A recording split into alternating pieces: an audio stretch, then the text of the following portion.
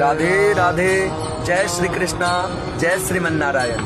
आप सभी भक्तों को बताते हुए बड़ी खुशी हो रही है कि हम आ रहे हैं बिहार की पावन धरती ग्राम रमौली, पंचायत लोहागिर, बोधबली महादेव स्थान।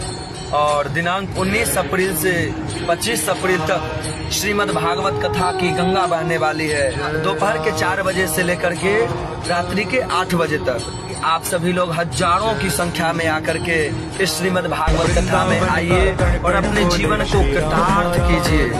और इस कार्यक्रम के हमारे आयोजन करता है योगेंद्र राय जी लोहागिर।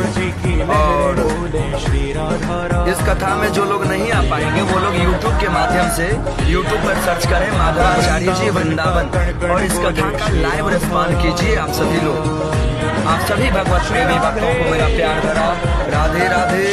जय श्री कृष्णा, जय श्रीमन नारायण।